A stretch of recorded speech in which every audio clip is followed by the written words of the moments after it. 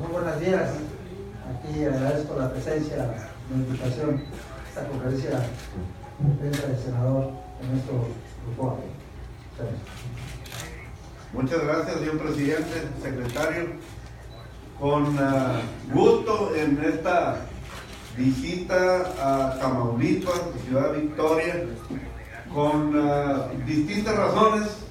La más importante para la vida interna de Acción Nacional, los asuntos de la transparencia y actualización del padrón de los militantes, por la razón evidente también acerca de nuestra Asamblea Nacional, en donde por razón de nuestros estatutos la manera de seleccionar al candidato o candidata presidencial puede ser precisamente una asamblea que legitime, transparente y una las razones políticas en Acción Nacional, sin menoscabo, claro, del proceso que ya se ha estado llevando a cabo en la probabilidad de una coalición política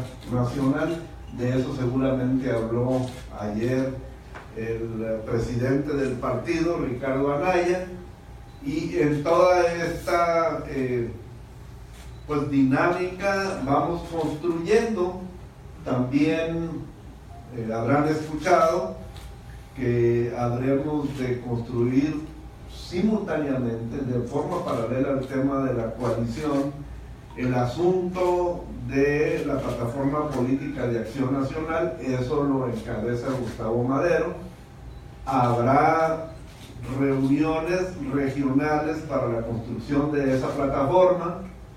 La primera va a ser este próximo día 18 en la ciudad de Chihuahua, y ahí habrá el PAN de expresar qué es lo que propone para el 2018 al 2024, sin menoscabo de complementar con ello la probabilidad de una plataforma política en coalición. Hagamos de cuenta que estamos hablando de las vías del tren. Una es la del PAN, la otra es la de la coalición, y se está esto construyendo simultáneamente. Los durmientes que van entre las dos vías son los temas distintos, que la seguridad, que la corrupción, que la salud, que la educación, en fin, lo que ustedes quieran imaginarse. Y de esta manera van avanzando los días.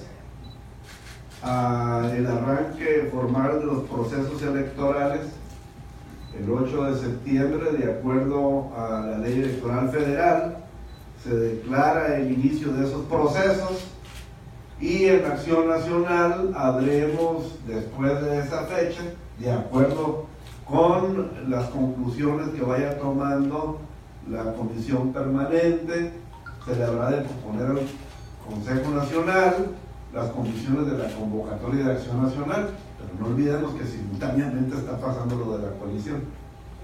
Así que así es como se están llevando las cosas. En el caso particular de Ernesto Rufo, integrante del Comité Ejecutivo Nacional y comisionado extraordinario para lo del padrón, lo que ando construyendo es la legitimidad y transparencia de la Asamblea en caso de que vaya a haber solamente candidato de Acción Nacional, y esto entonces pues se debata internamente si ese es el camino, o lo que acuerde la Comisión Permanente del PAN, si hay otro método de selección. Todo eso son aspectos distintos que están en la avenida hacia el 2018. Digamos que estamos en la boca del embudo y vamos caminando hacia la salida final, que es la conclusión. Esos son los tiempos.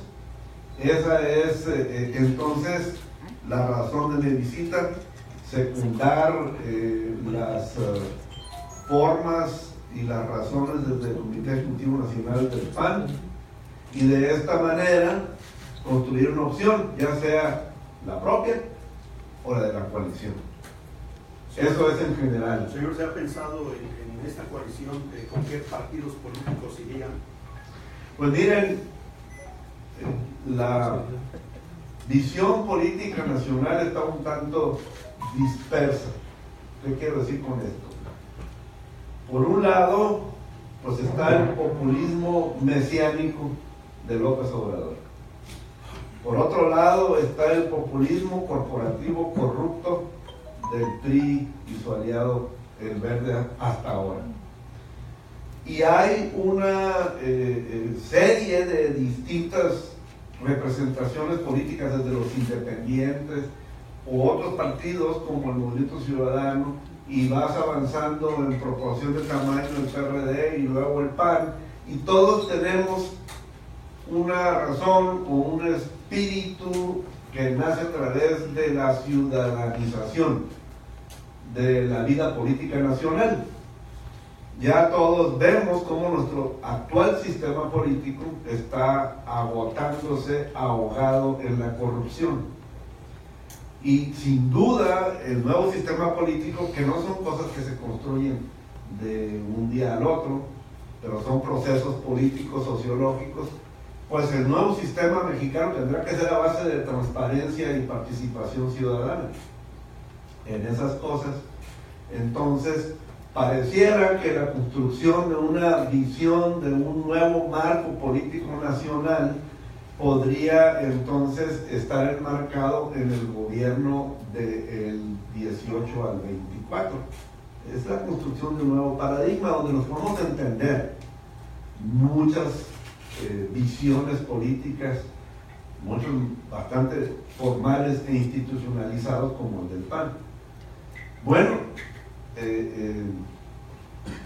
yo creo que la circunstancia de la realidad actual va conduciendo hacia eso, de manera que hasta lo veo natural que se esté acomodando así. Después de este sexenio que viene, si se da la coalición y se da ese marco político, pues ya vendría otra vez las particularidades de las ideologías de cada partido. Pero el 2024 se ve como algo que aglomere ciudadanamente. ¿Se descarta una alianza con el PRI? Desde lo que estoy diciendo, y esto ya es un asunto de mi particular visión, sí, yo no veo a Acción Nacional aliándose con el PRI, el PRIAN, como le han dado a llamar, o el ANPRI, si quieren voltear. ¿Y con el PRD? Con el PRD, no, sí se ve, ya ven que hemos trabajado en algunas elecciones donde PAN y PRD en coalición hemos salido adelante. Hay varios ejemplos.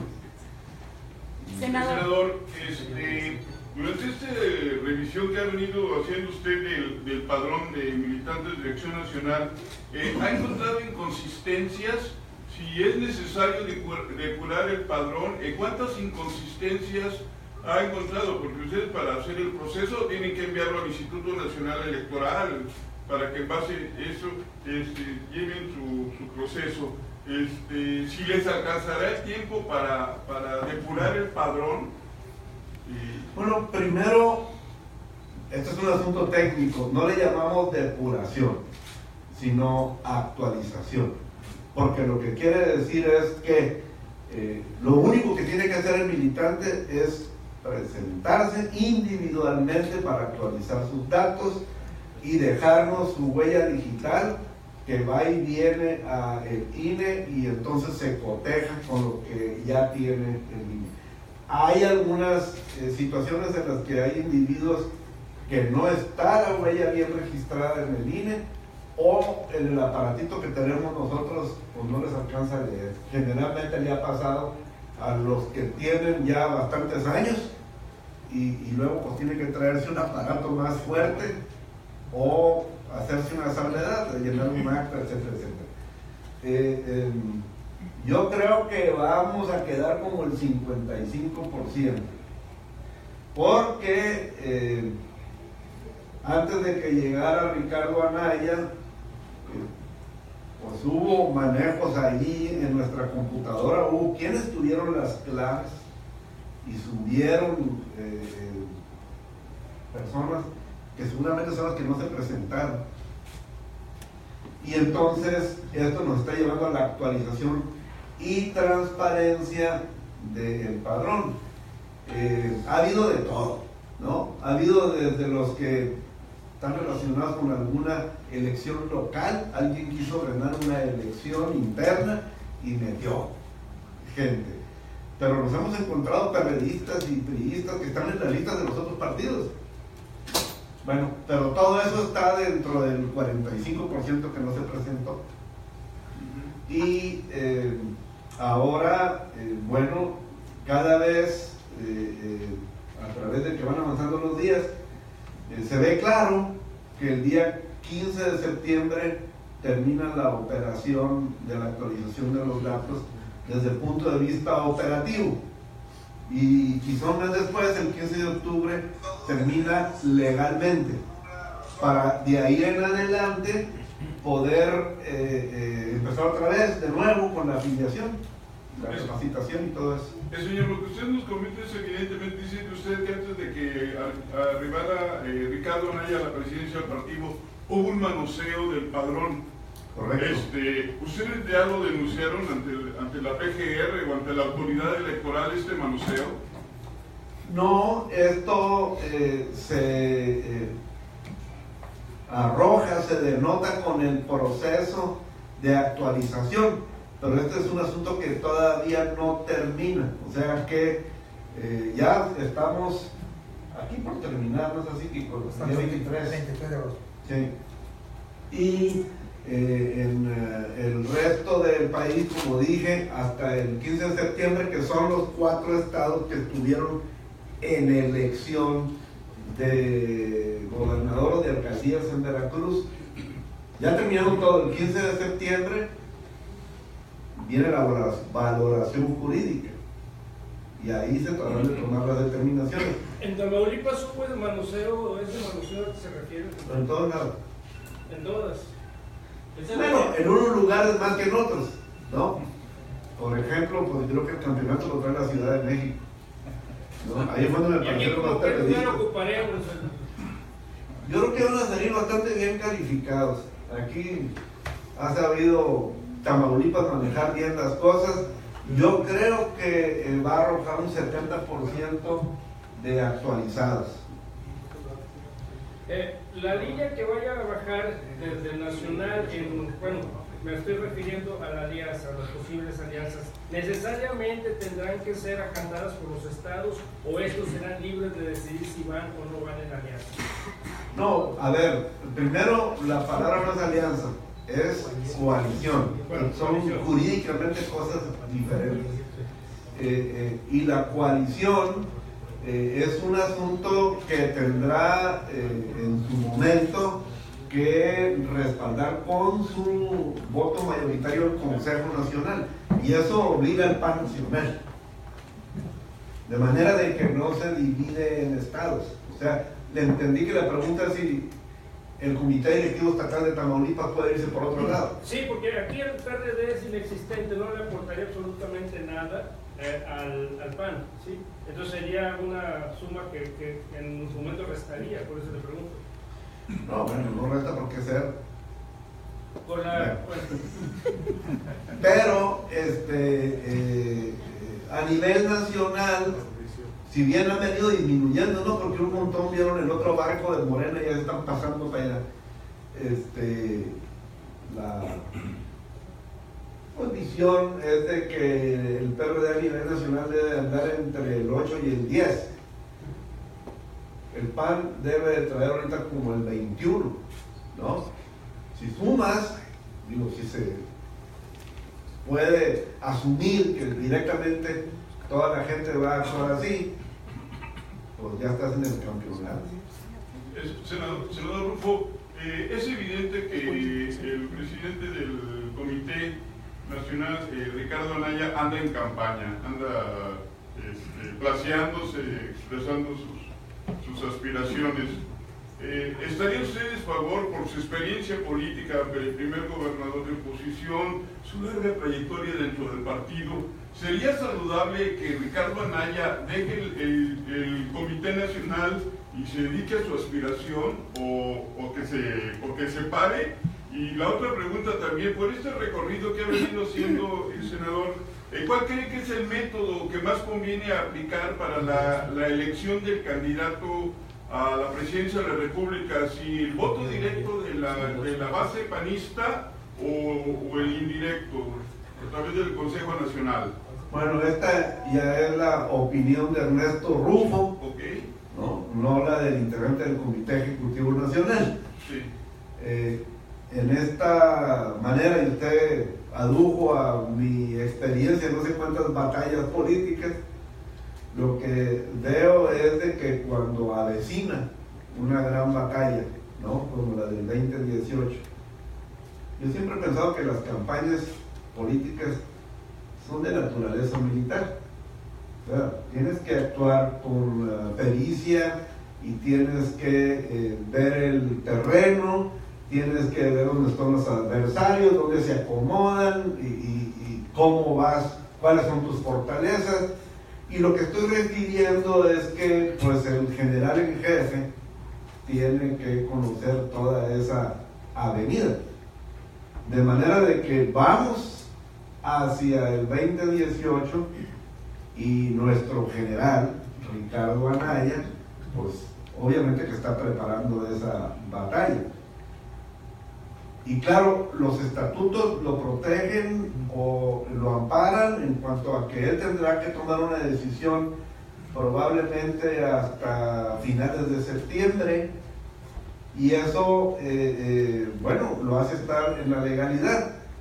Pero sí me preocupa que mi general se me pueda ir antes de la batalla, ¿no? Y se convierte en mariscal de campo o algo así por el estilo. Pues son de las cosas que él, en la responsabilidad de jefe del partido, pues tiene que estar calculando. Son de esas cosas que ya van, pues como lo dije hace rato, ¿no? El embudo te va conduciendo hacia las situaciones en las que ya tienes que tomar algunas decisiones. Ahora, en cuanto a Ernesto Rufo, también aspirante a la candidatura, pues ha buscado primero que el debate interno sea propositivo y constructivo, no de descalificación, porque si hay algo que también he aprendido es que si no terminas un proceso unido, si no sales así frente a los mexicanos, o según sea la elección, los tamaulipecos o los baja californianos, pues entonces ya saliste con un brazo amarrado. Hay que salir unidos. Entonces yo lo que busco es que el proceso interno sea propositivo, y por eso también vi con gusto que se subieran el senador Romero Hicks, Luis Ernesto Derbez Bautista, y hemos estado procurando construir el debate de manera constructiva. Y es por eso que Gustavo Madero ahora está responsable del proceso de la plataforma. Va a haber procesos de reflexión en 5 foros, y ahí debemos participar los aspirantes. Bueno, así estás construyendo propositivamente. Yo en lo particular, que estoy viendo, a mí se me está juntando el pan original, ¿no? ¿Qué quiero decir con eso? Que hay un PAN que se empezó a formar también a partir de la victoria. Hay una frase que a mí me dice mucho, ¿no? La dijo don Luis Álvarez, porque venía él desde la época que no ganábamos ni una. Y él dijo, si no nos ha derrotado la derrota, que no nos derrote la victoria. Porque cuando ustedes en este asunto de la política ganan, pues aparece la miel, ¿no? Las oportunidades, las chambas. Ya le platico aquí al Kiko que ahí se le va a venir toda una arribazón buenísima de abejas obreras, constructivas y muchos zánganos. Bueno, son cosas naturales. Digo, no nos debemos asustar. Debemos hacer que la institución prevalezca, sus reglas. Y hasta ahora en México eso ha sido un gran reto, porque todo el mundo pues, no ha respetado las instituciones. Por eso los problemas de inseguridad y que tenemos 4 de calificación en las escuelas y todo eso, porque nadie respeta las instituciones. Y lo que viene, el reto que tenemos que hacerlo jalar todos, si no se nos va a desintegrar el país. Senador, podría ser legal, pero es justo. El día de ayer que estuvo Ricardo Anaya, fue insuficiente el lugar para que los medios estuviéramos presentes y aparte hubo una reunión con militantes de acercamiento con el presidente. Ahora que está usted aquí, obviamente que se ve reducido este blasfeo. O sea, puede ser legal, pero es justo. Pues miren, antes de yo ponerme en esos alegatos, si ustedes difunden bien la nota, a lo mejor me van mejor.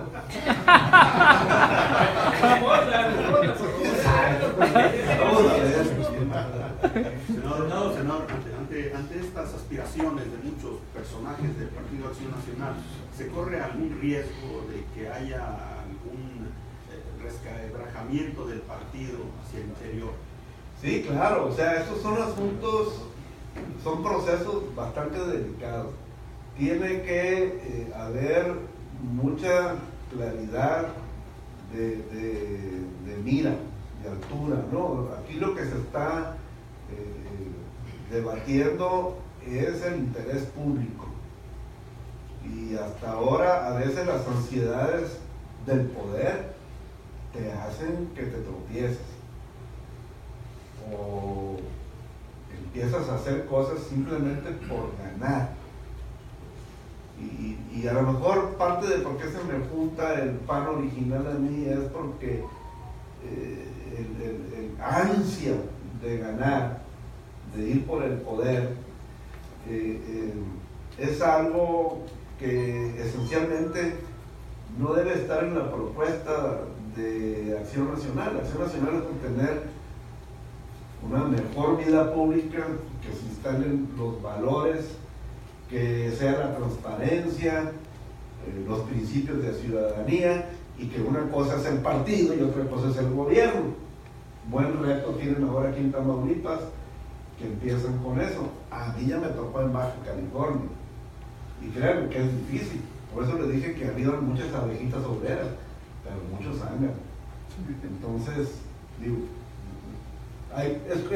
es difícil, hay que tener mucho carácter, mucha claridad de mira, ¿no? Aquí estamos por el interés público nacional, no por el poder. Senador, este ajuste que significa la revisión del padrón, ¿no lo saca de los números mínimos que marca el INE para conservar el registro? Sí, no, el número son 223,000, yo creo que vamos a quedar como 265,000 por un lado. Pero inmediatamente después de terminar el proceso, jurídicamente el 15 de octubre se abre la afiliación. Ahora, de acuerdo a la ley electoral federal, la evaluación del número de personas en el partido o en los partidos se hace en marzo previo a la elección, 2 marzos previos a la elección federal. En el PAN ya fue hecho eso, ya lo hizo el INE, ¿no? Y como nosotros estamos en el proceso de actualizar, pues se mostró el padrón histórico, el que recibió Anaya cuando llega de presidente, que es de 483,000. Entonces, la siguiente evaluación es hasta marzo del 2020. Y como para entonces ya habrá la conclusión jurídica del padrón nuevo, actualizado del PAN, sido presentada, entonces nos evaluarán contra el que sigue. Ahorita por lo pronto no hay ningún problema a ese respecto. Lo que sí me salta es una cosa, que un partido político nacional pues requiere 223,000 y un independiente requiere de 800,000 firmas. Pues algo anda disparejo ahí, ¿verdad? Entonces son de las cosas que hay que reconsiderar en las leyes. Señor senador, le insisto en mi pregunta sobre el método que usted ha estado en el recorrido por el país, que ha venido pulsando y bueno, por su interés personal, ¿cuál sería el método más pertinente? Para mí, el más transparente y en lo personal mejor es el asunto de que se dé la asamblea electoral con los militantes. Y eso, de acuerdo a los términos de la convocatoria, pues podría ser en enero, en febrero. ¿Voto directo? Es voto directo, así es en los estatutos, y en el PAN hay segunda vuelta, ya está inscrito en los estatutos. Si ninguno gana el 51%, los dos más altos se quedan y la vuelven a jugar. Y ahora con lo de la huella digital, ¿cómo sea el mismo día? Porque esto es instantáneo en el internet. Así que yo soy de la opinión de llegar hasta allá. Porque miren, precisamente la onda grupera, así le llamo yo, que son los que metieron los cachirules y todo este tipo de cosas, hicieron opaca a las asambleas. Porque pues a ver cuántos llevas, ¿no? Y eso empezó a empujar, a provocar a que la decisión de la selección de candidatos se hiciera en la comisión permanente, y ahí empezaba, no, pues el que esté más alto en las encuestas y el que bla bla bla, y el otro resultaba seleccionado a alguien por designación y no necesariamente de una forma transparente. Y yo creo que eso empezó a debilitar la vida institucional de Acción Nacional. Por eso soy de los que opinan que debemos irnos hasta la asamblea. Señor. Sí, ya lo hablaba de Lazo en el PAN. No, nosotros no tenemos lo que mi dedito diga.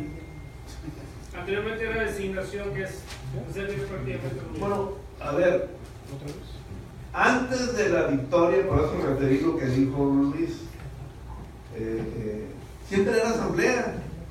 Yo cuando ingresé al PAN, era apasionante el tema de una asamblea de Acción Nacional, porque se hablaba a favor y en contra, y había debate y todo ese tipo de cosas. A lo mejor yo empecé siendo culpable al ganar, y llegó la rimazón de nuevos panistas, entre abejas obreras y zánganos y lo que quieran, y se empezó a descomponer. Pero eso es un asunto, creo yo, natural de evolución política, porque nosotros no ganamos. Antes del 89 no habíamos ganado ni una elección de gobernador hasta que aparecí yo, y conmigo apareció el poder y la rimazón y todo eso. Luego ganó Fox en el 2000. Pasaron cosas, mataron a Colosio, se hizo el desorden de la política nacional. En el 97 ya no tuvo mayoría el presidente de la República para hacer reformas constitucionales.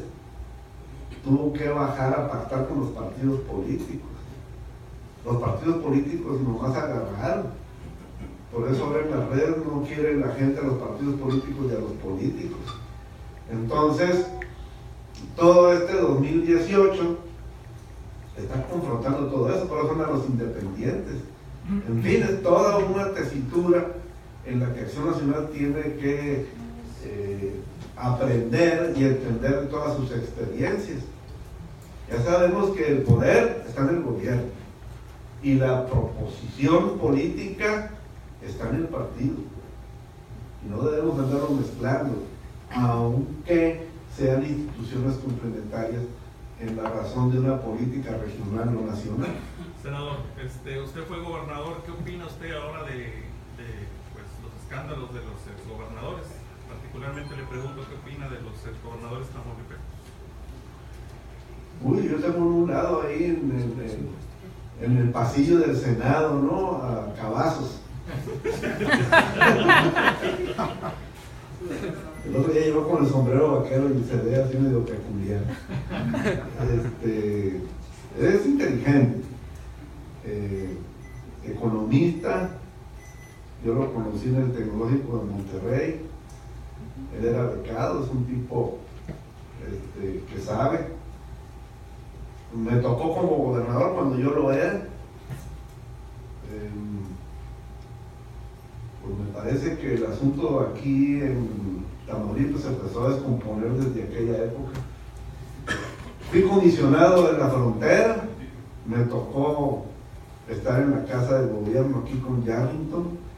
Había 2 torretas con ametralladoras Barrett y un helicóptero tipo Vietnam. Bueno, pues fui viendo con preocupación cómo esto se fue descomponiendo, cómo pues les matan a un candidato a gobernador, y esto no es particular de Tamaulipas, esto es una descomposición,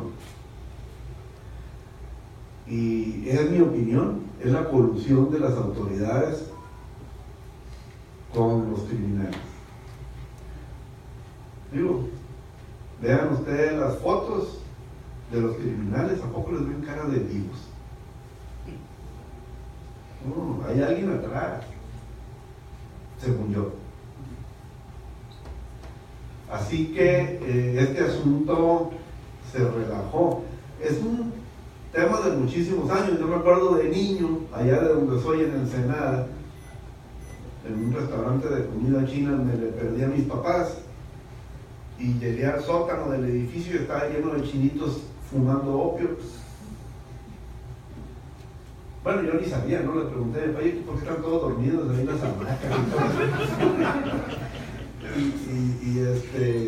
Tenía 6 años, pero ya después, ya como a las 14, ya todo el mundo sabía, ¿no? Que la gente del Ministerio Público Federal era el jefe. Y luego empiezas a oír muchas llegas del gobernador, ¿no? Pues ya sabes cómo está todo el abarrote. Y porque supe, yo creo que por eso todavía estoy parado aquí. ¿No?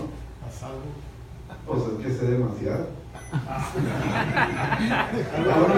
Bueno, pues subrayado de película. Te he preguntado mucho.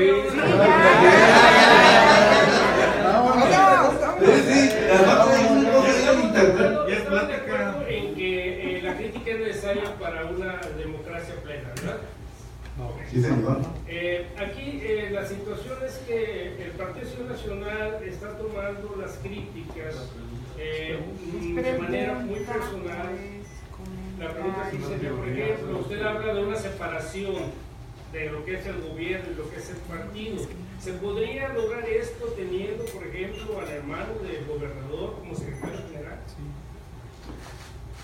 Yo lo que veo es la realidad política nacional que viene de el absolutismo, el presidencialismo, ¿qué horas son? Las que usted diga, señor presidente. O sea, toda esa manera que no es otra cosa más que el reflejo de que en este país nuestro, donde habemos más gente que oportunidades, pues hay poco, y entonces el que controla lo poco, controla lo mucho. Y esto lo que pues caracterizado es de que nuestro sistema político es feudal, donde el jefe reina, manda, y en el país de los ciegos el puerto rey. Pero en esa situación, esa realidad que ya no nos queda, ya los absolutistas, los controladores, ya no hay ni cómo hacerlo, por donde quiera se les destapan las casas blancas y los socavones y toda la bola de cosas, pues está hablando de que necesitamos un nuevo sistema. Sí tiene uno que ser cuidadoso para mantener esa separación, y en este caso, si hay nepotismo, pues preverlo y justificar. Hay sí, personas con gran capacidad, aunque sea un pariente de uno, pero entonces pues doble transparencia tiene que haber, porque los demás lo que pensamos es que pues es por las influencias, ¿no? Y nuestro país hasta ahora ha sido que más vale un buen compadre que alguien muy capaz. Entonces, son las cosas que tenemos que cambiar. Es un reto que tenemos todos. La solución verdadera es que haya más oportunidades que gente, pero le cuelga para que lleguemos a eso. Pero hay que poner las bases del orden para que se le reconozca a la gente por su trayectoria y sus méritos. ¿Cómo generar nuestro país? ¿Cómo generar nuestro país? Al cielo de las palabras que usted termina, ¿cómo hacer que nuestro país tenga más oportunidades para que tengamos un mejor país? Con orden y transparencia. O sea, yo por eso hace rato hablé de transparencia y participación ciudadana, para que se respeten las reglas y los que tengan mérito a esos metes y no los que tengan compadres. Muchas gracias. Hasta luego. Gracias, compañeros.